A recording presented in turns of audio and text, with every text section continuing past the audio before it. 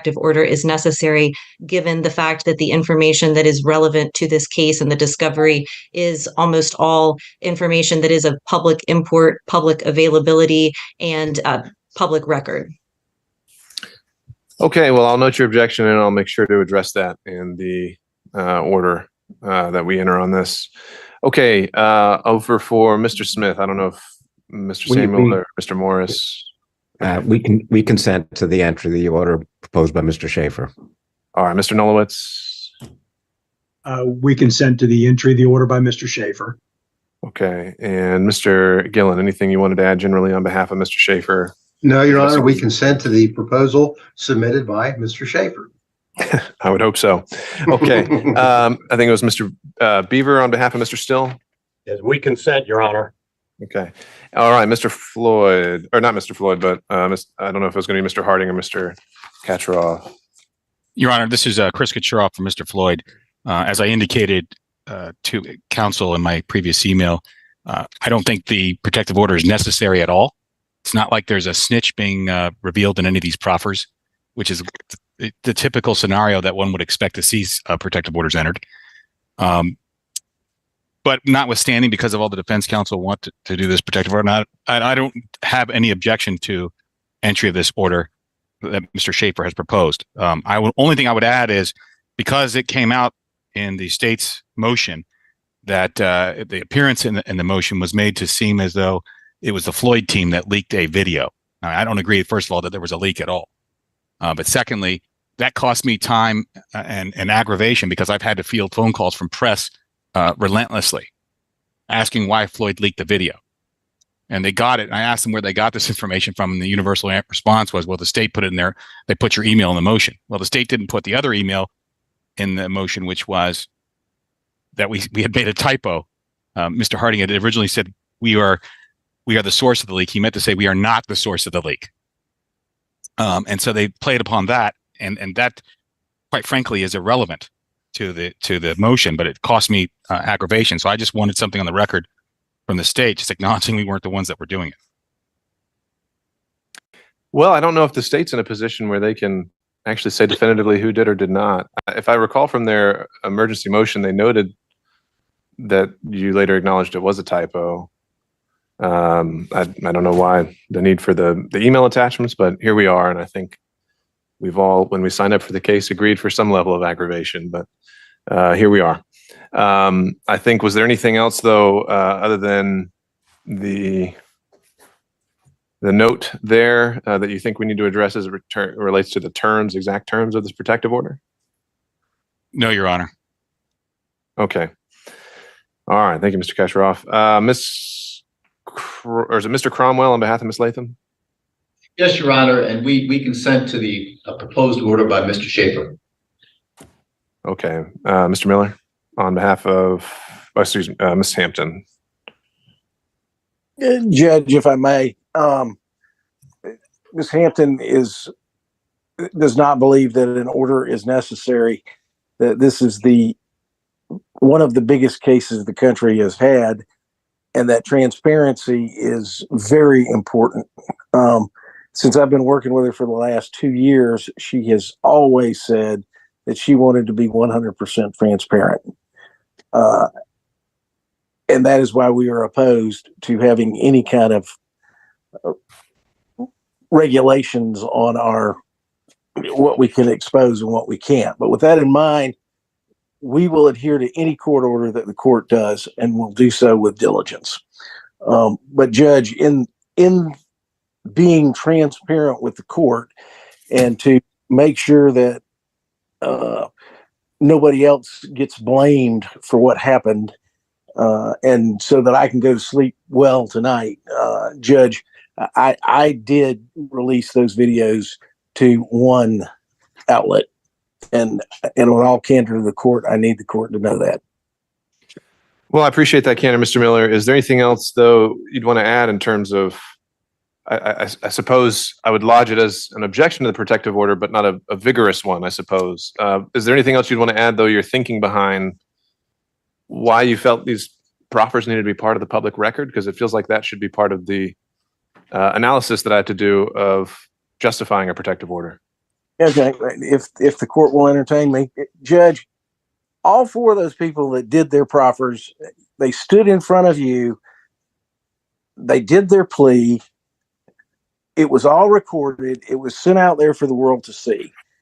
And to put those proffers, hide those proffers that show all the underlying things that went into those pleas, it misleads the public about what's going on.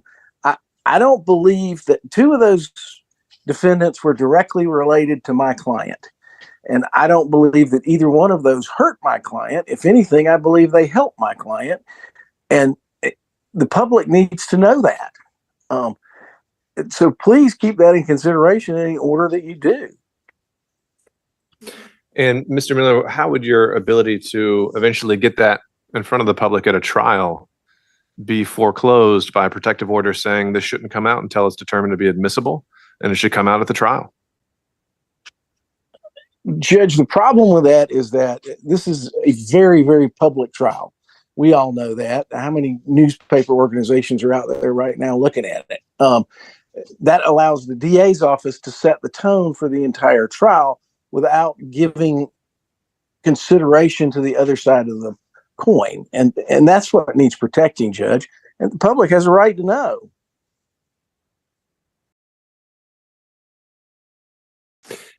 Well, it's a good slogan, but do we have any case law that says pretrial discovery is a part of our First Amendment concerns? I know Mr. Clyde is sitting there just waiting to be teed up here on behalf of the media organizations. But it seems like having open files for everyone to start litigating the case before we actually get inside of a courtroom comes with a lot of side effects. I don't know if we've thought through. Judge, I cannot argue with that logic. But so far as case law on these issues, I can quote you a couple of things, but note that the state's only case law that they came up with was a case that wasn't even related to Georgia from 1993. There's just not a lot of Georgia law on this particular issue. No, I'll certainly grant you that. I think we're a bit unmoored here in Georgia on this issue, but I'll put all those thoughts in the order, which I will hope to get out by tomorrow morning. All right, Mr. Miller, if there's anything else you want to add, if not, I will move it on to Mr. Greenberg. Anything else, Mr. Miller? No, Your Honor. I appreciate your time. All right, Mr. Greenberg, if you're still with us. Yep, I am, Judge. I got a better connection now. So we don't have any objection to the order. However, there was one issue that did come up, which was a suggestion that we would have to travel to the district attorney's office to view video interviews and so forth. Obviously, those are going to be key to trial. They're going to be the kinds of things that you're going to need to work with. So I'm hoping when they designate things as sensitive, they'll take into account the representations of people here today and that we're all professionals. And I'm looking at the screen, and while I don't know most of the people, it looks like almost everyone's been around a while and should be able to be trusted to act in a professional manner, and that we won't have to encamp in Atlanta in their office to look at discovery excessively. Well, Mr. Greenberg, if I interpreted Mr. Wade correctly, I believe they withdrew that notion. And so whether designated sensitive or not sensitive, discovery is going to go back to the regular course of things. Did I capture that accurately, Mr. Wade? All right, I'm getting a general nod. And there we go. That might have been while I was searching for a signal, Judge, because I had to switch from the 20th floor to the second floor. Okay, so, understood. Thank you. And so finally, I think we have on behalf of several media organizations, Mr. Clyde. Thank you, Your Honor. As I mentioned, I'm here on behalf of the Atlanta Journal-Constitution and WSB-TV, but also the Associated Press, CNN, Gray Media, Tegna, Scripps, and the Washington Post. We do object to the entry of the protective order. It is a vigorous objection, Your Honor. And first, I'm going to address the need for the protective order, and then I'll speak to the terms of the protective order. First, Your Honor, we would submit there's just not a need for the protective order to be entered at all. The state in its motion, the defendants in their motions have basically referred to OCGA 17-16-4D. But that authorizes the court to enter a protective order only upon a sufficient showing that discovery required by that article would create a substantial threat of physical or economic harm to a witness. That just hasn't been shown, and that threshold hasn't been met. And it may be that both the state and many of the defendants now consent to some form of a protective order, but that has not been authorized essentially by the law. Essentially, what the state and the defendants are trying to do is get the authority of the court behind an order that will impose secrecy on information that's exchanged during the discovery process, notwithstanding how newsworthy that information is, notwithstanding how much it might inform the public about the circumstances of this case, but particularly in this case, the circumstances of an election that took place that's of extremely significant public importance. So, Your Honor, it's not a matter of whether both sides agree. It's a matter of whether the standard has been met, and we would submit the showing is clearly insufficient to meet that standard.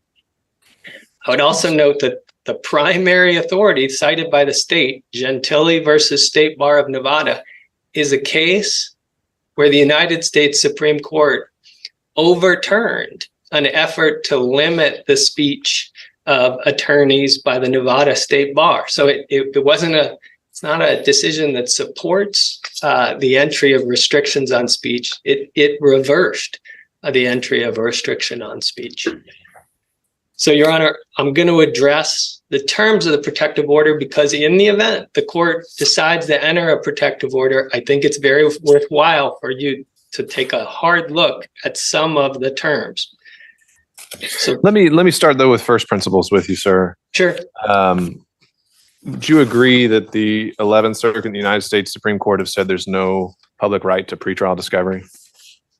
Absolutely, Your Honor, and let me speak to that. When it says there's no public right to pretrial discovery, what that means is that myself, my clients, they can't come to the court and say, we want access today to the district attorney's file. I agree, we don't have that right. But it's a much different thing. This protective order is a much different thing. It's essentially ordering parties that are facing criminal charges not to disclose information that may be relevant to their case, inculpatory, exculpatory, but also highly newsworthy, highly informative to the public. So it's not a situation whether we can demand access under the First Amendment.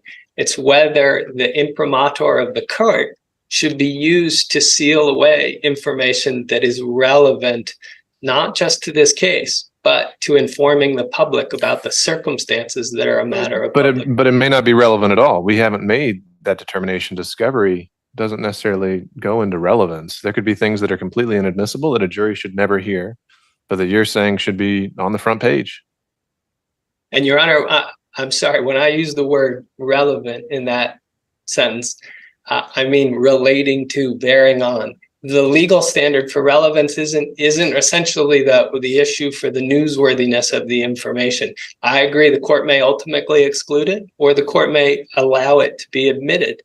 But it is also the standard that the hearings in which the court will hear that evidence are presumptively public. In other words, the entire process of the litigation becomes public. And I grant your point, and it's a good one, that we don't have a right to demand to see the state's file or any defendant's file. But that's a very different thing than the court imposing a limit on litigants sharing that information.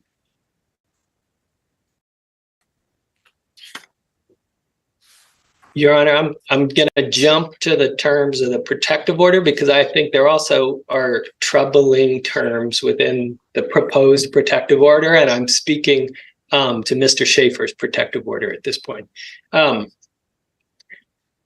This proposed protective order would authorize the state to restrict access to sensitive material. And the only definition of that is believes in good faith, is entitled to confidential treatment under applicable law.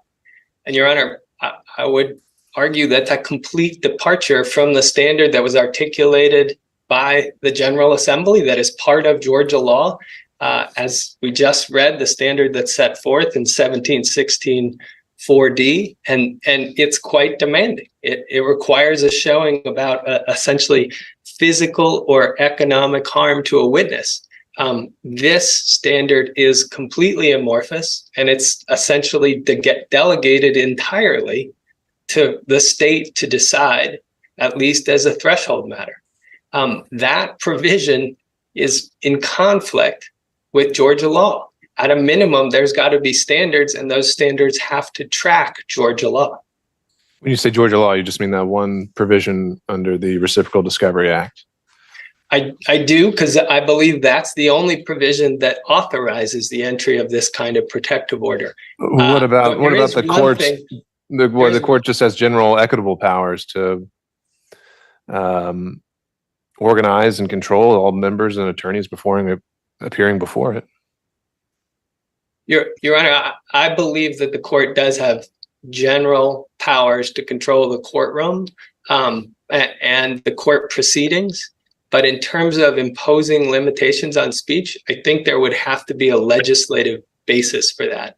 And that's simply not a step that the Georgia General Assembly has taken. And so why do I think that's a reasonable position for the Georgia General Assembly to take? Because essentially, and I'm going to echo some of the comments made by Ms. Hampton's counsel, is the court is accusing the state is accusing somebody of a crime, imposing that threat upon them. And then now it also wants to use the court's powers to limit what they can say, how they can disclose information that's provided to them bearing on the crime that's accused of them. I just don't think there's a legislative basis to do that under Georgia law, and I don't think it falls squarely within the court's general powers. So I would encourage the court to take a hard look at that provision. I also think at a fundamental level, there is also a problem, Your Honor, in that it is delegating the function to the prosecutors, to the state to make that decision. And I don't think that's appropriate. Well, it'd be to all of the parties. I think any party who doesn't agree with one of the designations can bring it up. I think it's a collective seat at the table there, as currently written.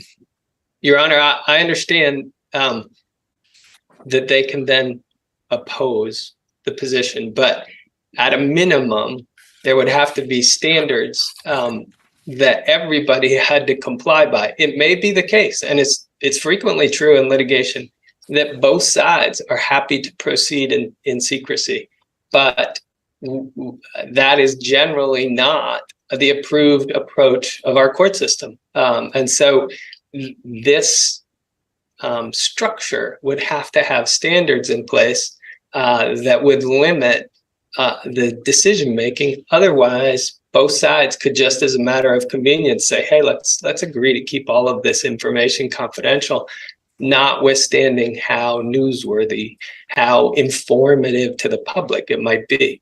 And that's what I think is changing the calculus that is imposed by Georgia law, and in changing it in a very dramatic way in a very important case.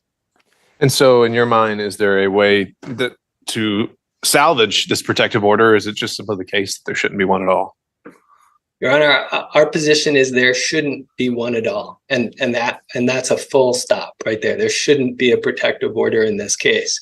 I don't think recent events in any way suggest there should be a protective order in the case. I think as Ms. Hampton's counsel articulated, the information that came out, it simply builds on a significant volume of information that's been in the public record now for a very long time, it doesn't suggest in some way that there's a physical or economic threat to witnesses. And Your Honor, I say that, we make that point, noting that we're in a very different environment here than we were with the jury selection order. In other words, we acknowledge some grand jurors had faced that there was evidence of problems with respect to grand jurors. We worked very hard with the state to find an order regarding how to protect the future jurors in this case. That was appropriate. We worked with the state. We reached a consent order. Here, our position is there's just not a need for a protective order in this environment, and the standard that has to be met, even if both sides agree, hasn't been met. There is one other provision, though, that, Your Honor, I would like to draw the court's attention to, because it also, to us, is clearly inappropriate, and that's paragraph 9 of the proposed order, where it says, any evidence designated by the state as a sensitive material shall not be filed with the court except under seal. In other words, it's laying the groundwork to file these materials under seal. That is directly in conflict with Rule 21. In both civil cases and criminal cases, materials can't be filed under seal until the court has a hearing, considers the document by document the issues that are being asked to be filed under seal, and weighs the evidence about whether privacy outweighs public interest with respect to the filed materials. It is when some materials are filed, to note the dividing line that the court mentioned before, then the media and the public and the press have a full-on constitutional right to access to those materials. So the proposed order that's being suggested by Mr. Schaefer, we think is not appropriate with respect to trying to protect the discovery process. We would submit it's also clearly inappropriate because it is intruding into the constitutional protection for filed materials as well.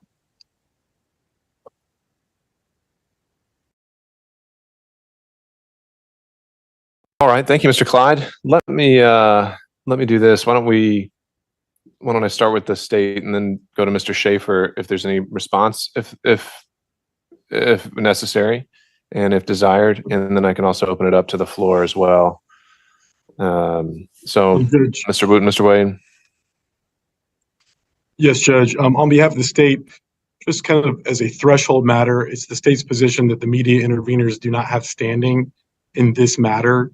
We don't believe that pretrial discovery has ever been a situation where the media has a vested interest, or as the court pointed out, there's no First Amendment right for the public to access any pretrial discovery materials. So as a threshold matter, we don't believe that there's standing to object, period, and would note that all of the individuals or all the parties that do have standing in some form or fashion are consenting to this order with some limited objections. Also, just to reiterate that the protective order as it is written now does not itself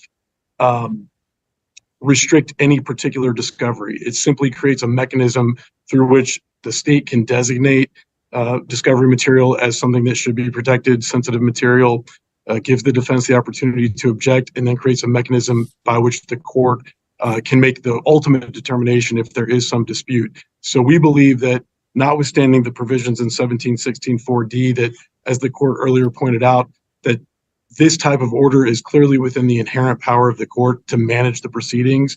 Again, this order itself does not restrict any disclosure of any particular item of discovery.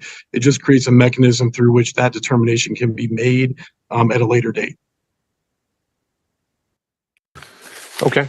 And Mr. Gillen, anything to add on behalf of Mr. Schaefer? You know, we would agree that the mechanism suggested here is for an efficient and professional handling of pretrial discovery. This isn't a trial.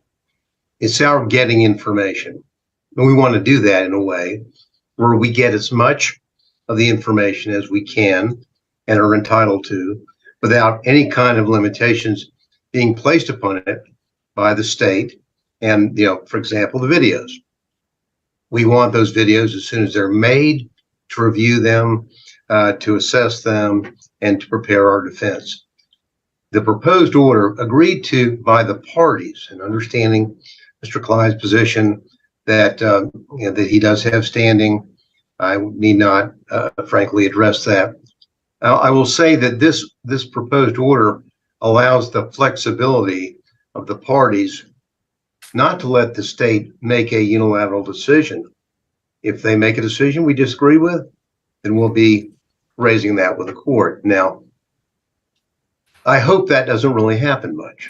And frankly, I don't think that it will, because I think what everybody involved in the litigation here wants to do is to handle this in a professional way, where we end up trying this case in a courtroom, not in a series of extraordinary news stories concerning the process of discovery. So this proposed order, agreed to by the state, and we appreciate their agreeing to our proposed order, permits that flexibility, but also allows the state to know with some degree of certainty, if they label something sensitive, we have a period of time to say no. We probably, I doubt in many instances, will. But if we do, then we're going to be bringing that back to court. And also, in this proposed order, there is a component which allows, if that there can be either party or a party can move to modify if it's not working. I think it's going to work, and I hope that the court does adopt the proposed order that we have proposed, and there have been no real objections by any of the defense counsel other than they don't believe that there should be any limitations. Protective orders are a commonplace in federal criminal litigation. I understand this is not a federal trial, but I mention that point because it's a way of illustrating how the parties, although we can battle on various issues, evidentiary legal issues, that in the context of sensitive information or material that one side or the other believes should not be disseminated now publicly for media consumption, allows for that kind of protection. And if we can't agree, then ultimately it goes to the court. So notwithstanding Mr. Clyde's objections, we would ask that the court sign the consent order that has been agreed to by the state and by the defense counsel. All right, thank you, Mr. Gillen. And perhaps by show of Zoom hands, if there's any other defense counsel who just wanted to be heard or make a point, I'll survey the room now, but seeing none. This is Chris Kucherov from Mr. Yes, Floyd. sir. My client wants me to state that he's withdrawing his consent to the Schaefer order, and he agrees with the Mr. Clyde's argument on the Atlanta Journal-Constitution side. All right, so noted. All right, well, I will, as I mentioned, we'll be putting together an order on this, and Mr. Clyde's point on behalf of the media interveners is well taken, that I believe that First Amendment concerns of this case are not ones to just be ignored or flippantly denied, and those are certainly ones I've been sensitive to throughout this process and why we tried to have these proceedings as open as possible.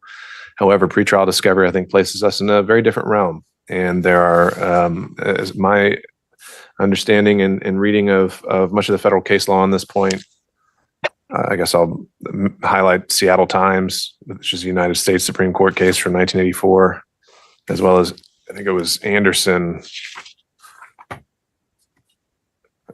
United States v. Anderson, 11th Circuit case from 1986, which very much go into these issues of why discovery is something that is placed in a different box than just your general courtroom proceedings, which are going to remain open throughout this process for everyone. But until we decide what's going to be relevant and admissible, this case should be tried, not in the court of public opinion as much as possible, but before a jury and with competent, with evidence that has been vetted and approved. So, and also to Mr. Clyde's point, I think that being that just constraining ourselves to the reciprocal discovery statute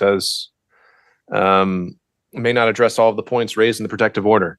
But again, through my read of Seattle Times and generally the court's equitable powers laid out in 15-1-3, the court has the power to control in the furtherance of justice the conduct of its officers. And I combine that with the need to keep the jury pool as untainted as possible, the need to keep discovery free flowing in this process so that all parties can be prepared and to prevent pretrial surprise.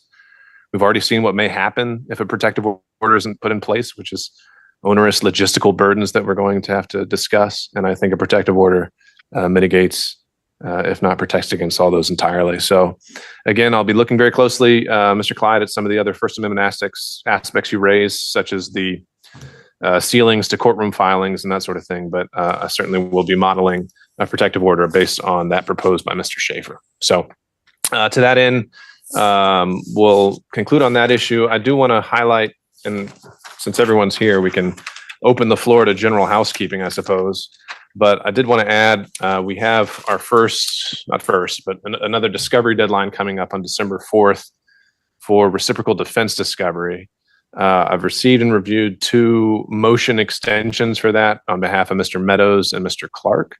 And I just wanted to flag for everyone that my thought right now is to add those onto our motions hearing on December 1st so that we can address those if counsel are going to be available. But I would add that the initial inclination is that if the extension is going to be granted, it's only going to be for the motions deadline. I didn't see a case articulated in those briefs of why an initial batch of reciprocal discovery on behalf of the defense should not be turned over by December 4th. So I just would flag that.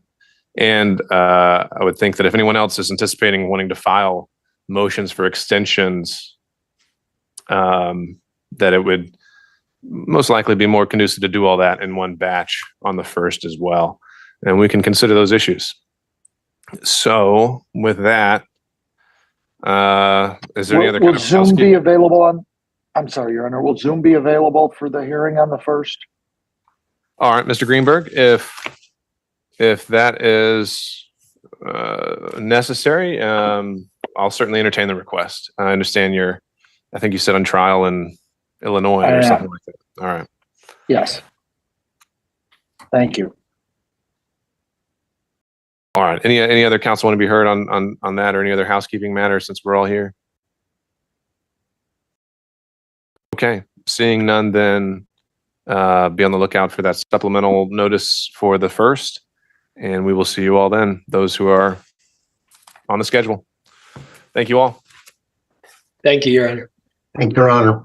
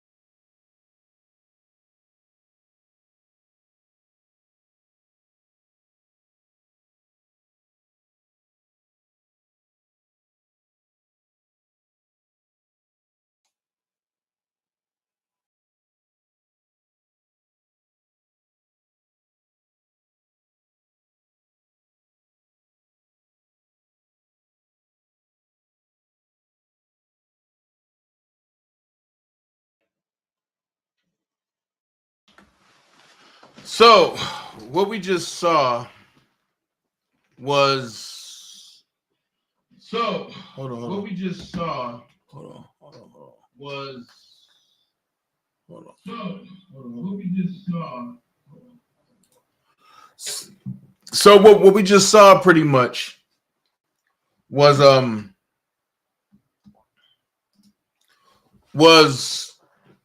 the Trump co-defendants, and they want full disclosure. They wanted to be out in the open of what's going on. And what happened was one of the guys that nobody knew about leaked those proffers. And a proffer is just when they go in and discuss what they have done and what they're not going to do. But yes, one of the guys that was one of the defenses, I think Miss Amy, her team leaked it, and he told why.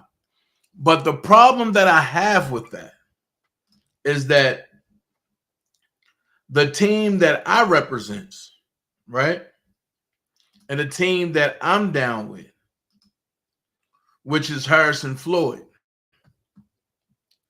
I'm down with Harrison.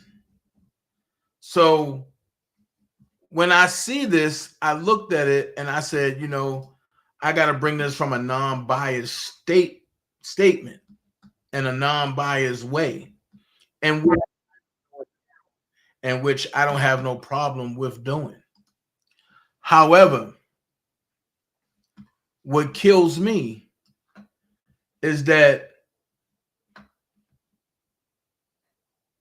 now what was I just at? Hold on. What is that? Wasn't it?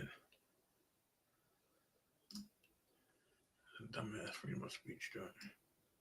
Let me see.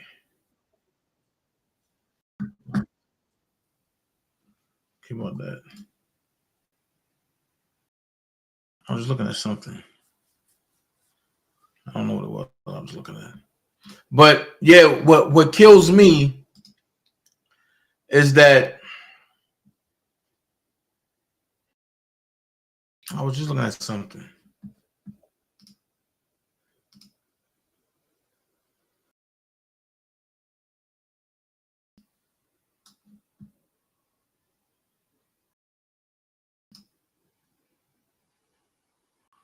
Okay.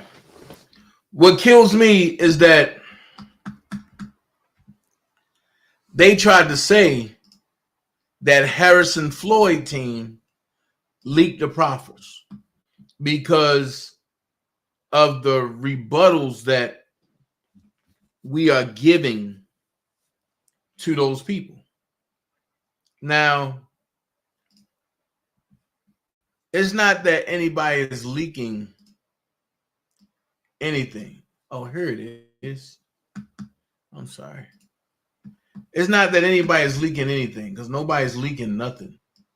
Not from this side. What it is that Fanni Willis don't want to give up discovery because it's going to make her look bad. It's going to make her office look bad. So what do? You create dissension. You create dissension, and you create such an avenue to make it seem like it's something else going on that is not. All right, now I'm ready to rock. This political world is so crazy. So their basis on this is that the Harrison Floyd team is trying to hurt the case for the state. They went as far as going this far and saying this. The Fulton County District Attorney's Office is seeking emergency safeguards after recorded interviews of 4 election subversion defendants were leaked to the media, setting off a heated feud between attorneys and the sprawling case. In a new court filing Tuesday, Fulton prosecutors asked Superior Court Judge Scott McAfee for an order protecting all discovery materials. They want to prohibit sensitive and confidential information from being shared beyond defendants and their attorneys. Prosecutors said in the filing that they were not behind the leaks of testimony by Jenna Ellis, Sidney Powell, Scott Hall, and Ken Chesebro. ABC News was the first to report about the contents of the interviews late Monday, and several other news organizations, including the AJC, Atlanta Journal-Constitution, and the Washington Post, also obtained video of the testimony. The interviews with prosecutors, known as proffers, and a preview of what witness might say if they testify at trial. Prosecutors said the leaks were tantamount to witness intimidation, while attorneys for some of the defendants counted the DA's proposed protective order would restrict their ability to mount a robust defense. Todd Goodman, a Giuliani political advisor, said Willis wants to shut everyone up by weaponizing the protective order process so the defendants can't properly defend themselves, and so that her office is the only one that can continue to leak.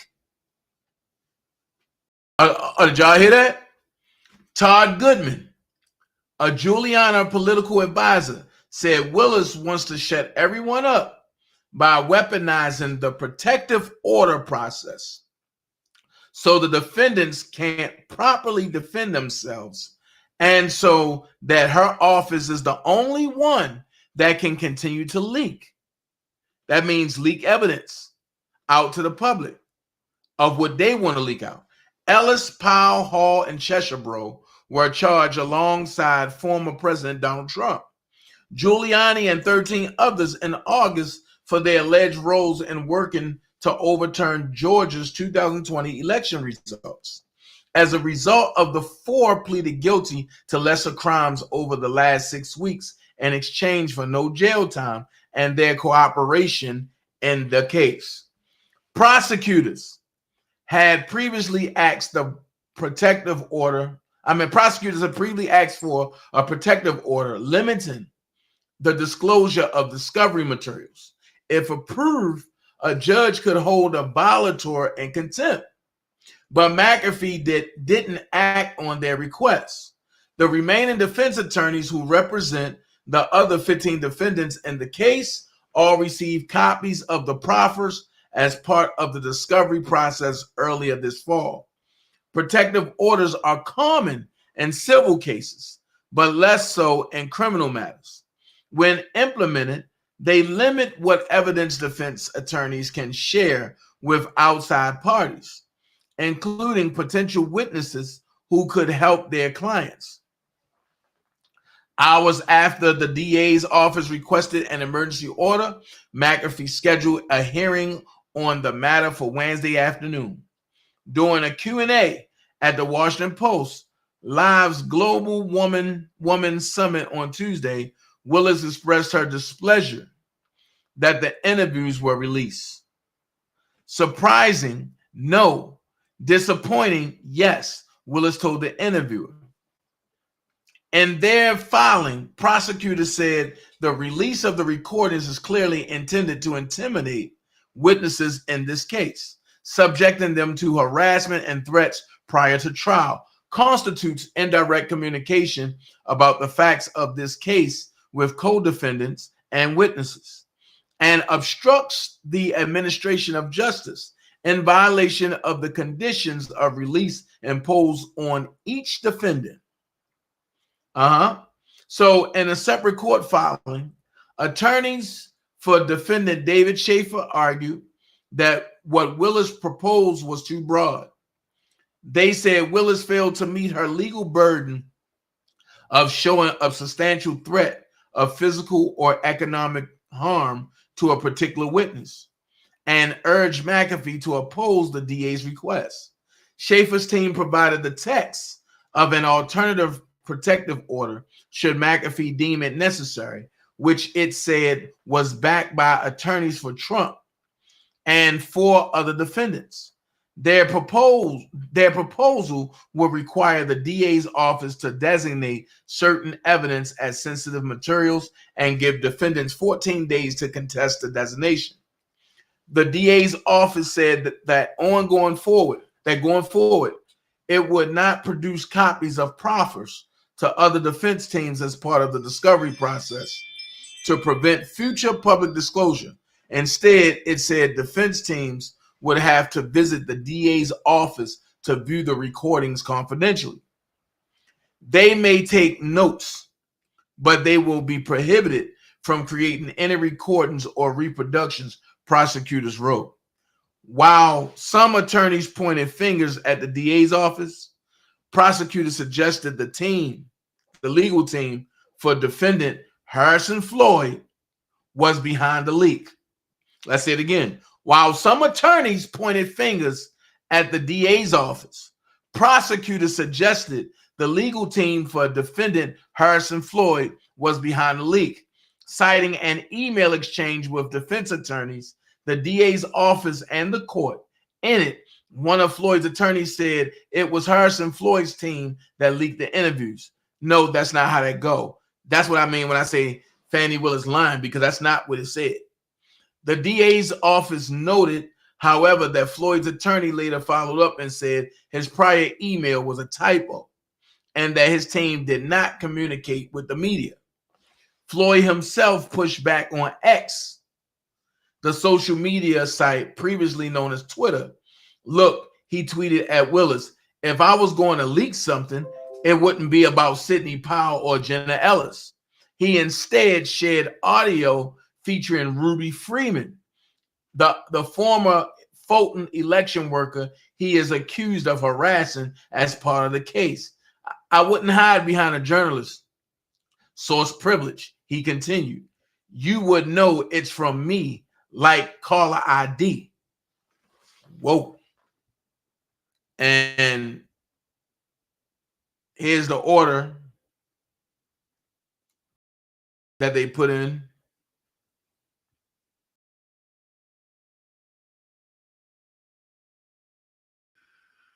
So it kills me. Here's the order. So I'm gonna need this original PDF document. I'm gonna need that. Download that. Bang, bang, bang. I'm gonna need that. Okay, cool. Got it in the backup. Bam, there we go.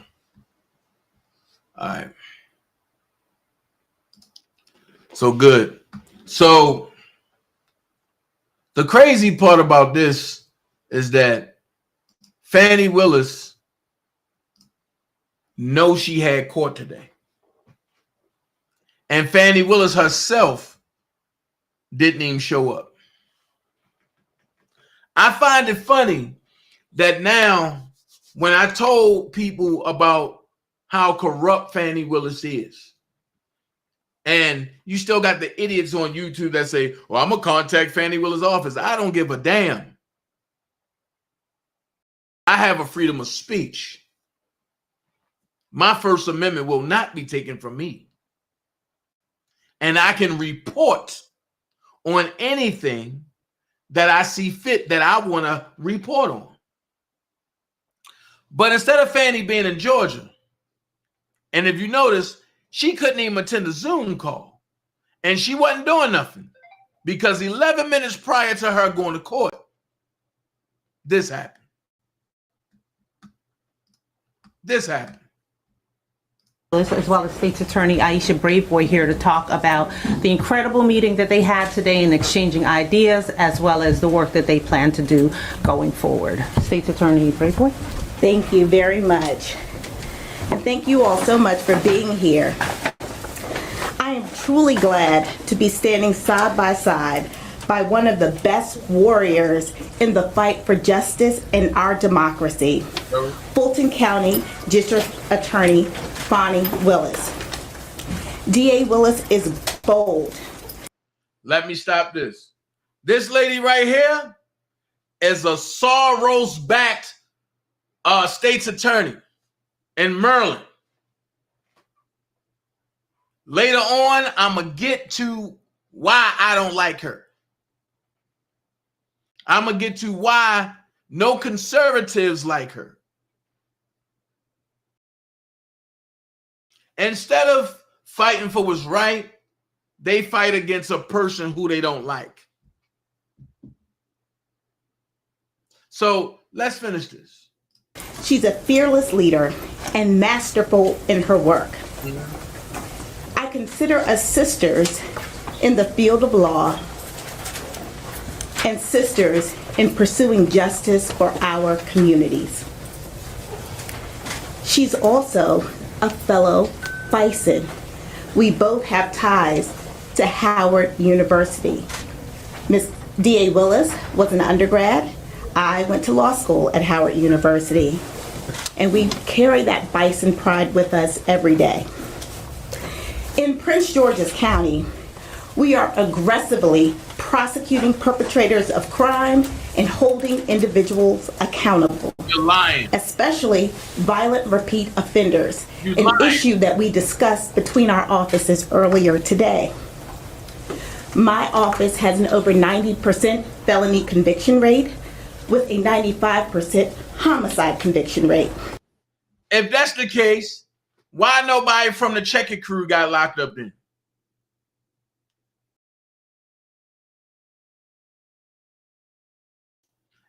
You got the Checker crew running around harassing everybody in PG County, killing people at will, carjacking people, robbing people, and you ain't saying nothing. This is what I mean when I say people be lying. These numbers underscore my commitment to my community. And I know that D.A. Willis has the same commitment to her community. So we shared earlier in the work that our office is doing. And I look forward to traveling to Fulton County to learn about what Ms. Willis's office is doing. But we know that we have shared concerns. Concerns around carjacking. Concerns around youth crime. Concerns about the proliferation of guns in our communities, and the issues around gang crimes and string offenses. And we are both committed to addressing these issues head on. And so we talked today about those units within my office that handles our most serious crimes and the successes that we have achieved as a result of our commitment to justice. But there's one tool that we don't have here in the state of Maryland that D.A. Willis has been able to use to hold not only the individuals committing crimes on the streets, but all of those benefiting or orchestrating crimes in their communities. And that is the RICO statute in Georgia, one of the most, if not the most, aggressive in the country. In Maryland, we do have an organized crime statute, but it is not as expansive as Georgia. So I'm going to call on D.A. Willis to be my partner when we go to Annapolis in January to ask for an expansion of our organized crime statute. It's not enough to arrest and prosecute street-level offenders. We must hold everyone in the chain accountable for their actions equally. And so we look forward to working with you to use this new tool to address carjackings, white-collar crime, human trafficking, and other offenses that plague our communities. Today, we will also sign a historic memorandum of understanding where we will talk about the action steps that we will take together, united, to address the issues that face our communities and face the nation. We are not only committed to ensuring that we have a criminal justice system that works for our victims, that works for our communities, but we also want to ensure that our victims, our criminal justice system make sense to everyone, including those who were convicted of crimes. We believe in accountability. We believe in tough and appropriate punishment, but we also believe in restoration. And today, we talked about some of the programs that my office has that focuses on helping to rehabilitate offenders, like our emerging adult program. That program goes into prisons where we have held people accountable and they are serving their time.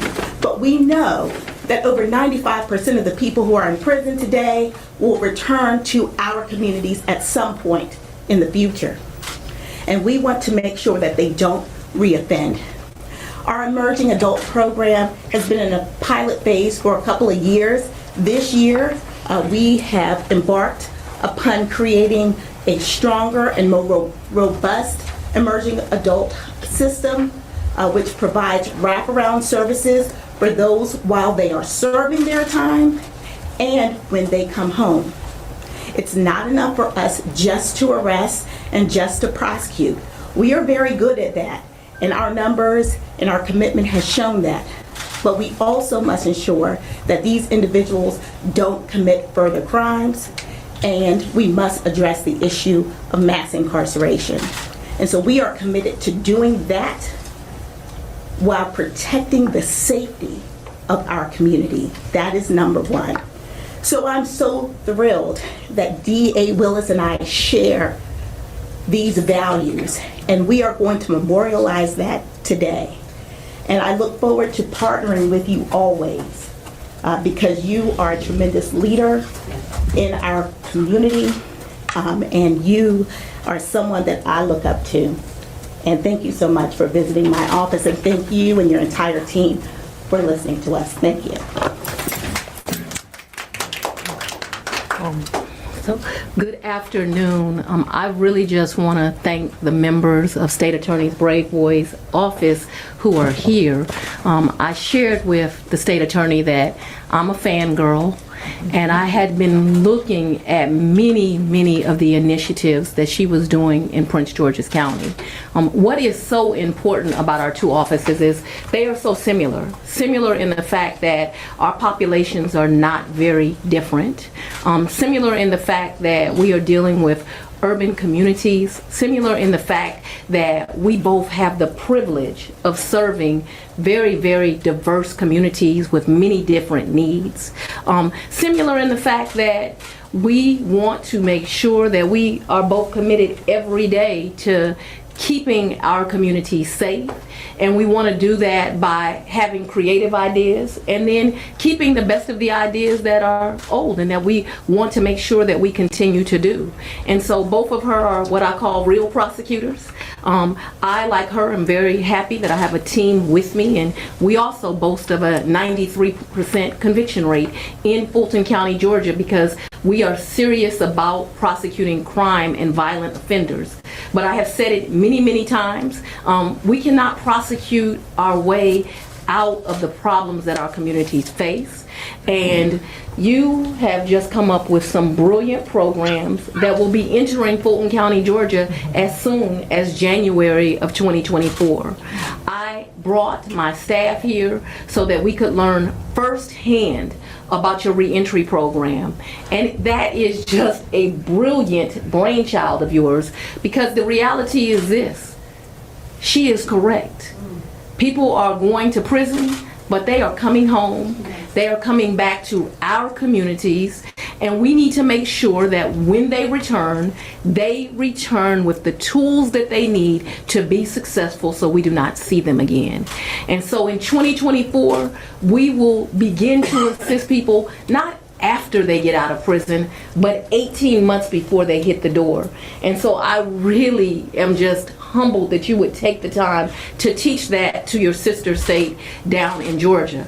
But I'm also impressed with your aggressive prosecution in the Strategic Investigation Unit, and that's coming to a DA's office in Georgia real soon too. And so we have already talked about how we can put this in place, but the fact that you are willing to partner with us and give us the very best of your office, both in the leadership that you provided, but just in the ideas and your heart of service. And so I like to be with other people's of heart of service. This is my sister here, y'all looking at. We bison through and through. HU is in the house, and it does produce the best in society. And I am just so happy to be here. I'm elated to be here. This, as she said, is an historic agreement to support each other's offices, to support each other individually as we are in these hard times that sometimes face our law enforcement community, to be here to support each other, but also to make sure that we are making sure that our staffs have the absolute premier training to be successful. And so thank you. I'm humbled that you would make this opportunity for the state of Georgia. Thank you. Thank you very much, DA Willis. So now we are going to transition to signing this historic MOU. Some of the features of the MOU, so I won't bore you with the entire thing, is really our mutual support for each other's independence and freedom from interference as we pursue our jobs as top law enforcement officers. That is very important, that we do our job independent of others' political interest. I just want to know, do y'all know what y'all about to witness? Do y'all know what y'all looking at? And DJ D Money, yes, I said it, this is bullcrap. PG County is off the chisang. But do you understand what y'all about to look at? She's telling you they want the independence. So therefore, when they sign this, this is just a structure where they can try to have it so can't nobody on the Fed level interfere with what they doing. This is all part of election interference. Watch this. We will talk about, or we will continue to work on developing long-term ideas to address the issue of mass incarceration. That's very important. Again, we believe in accountability, but we also want to ensure that our justice system is fair and that it is compassionate. Okay, let me ask you this question. When have the justice system ever been fair? When have a justice system that's not built for you ever been compassionate? I told y'all a year ago, they gonna do something where they add more jails. And look, you see no men. They using the women to do it. I said that. People told me I was a conspiracy theorist. I don't know what I'm talking about. Here you go, right here in front of you. We also want to work not only in our local jurisdictions, but nationally to really teach America about what it takes to end recidivism. Prosecution is part of that, accountability, punishment is part of that, but also opportunities. Hold on. Let me see what recidivism means. Hold on. REC, recidiv. Okay, here we go. Recidivism definition. Recidivism definition is the tendency of a convicted criminal to reoffend. They gave a definition of the prison has succeeded in reducing recidivism. So recidivism is the tendency of a convicted criminal to reoffend. For restoration must be real, even for those who have committed offenses. We will jointly advocate for more local and federal resources for victims of crime. Our victims of crime are counting on us to be their voice at all levels, including ensuring that even after the prosecution of the case, that we can still assist them in moving forward with their recovery. We are going to take on big issues like truancy. Truancy is a leading cause in my community, and I believe DA Willis can say the same, in juvenile crime. Young people, in many cases, did not return back to school after COVID. The issue of truancy was exacerbated by that pandemic, and we are seeing the effects of that in our prosecutions of young offenders. They're becoming more violent, and it's becoming more frequent. And oftentimes, when we ask for school records, what we find is that they haven't been there, or they haven't been there consistently.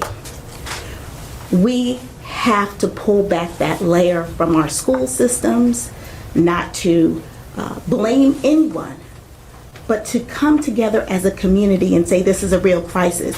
These young people literally are our future, and we have to care about them, and we have to figure out what is preventing them from showing up in school. We're also going to, again, talk about issues around how we prosecute domestic violence cases, because domestic violence is an issue everywhere. It crosses socioeconomic lines, race, profession, sexual orientation. We are committed. And so we look forward to working, again, DA Willis, with your office. This is a historic moment. Our office is coming together to say that united, we are stronger. We know together we can make a difference, not only in our jurisdictions, but also in this country. So thank you all, and if you want to go ahead.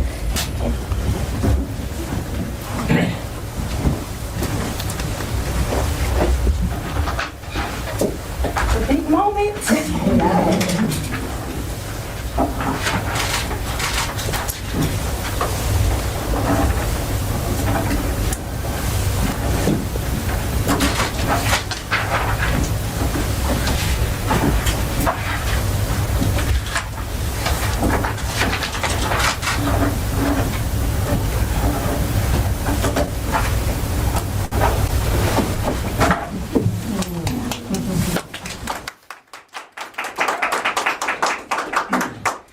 Thank you both very much.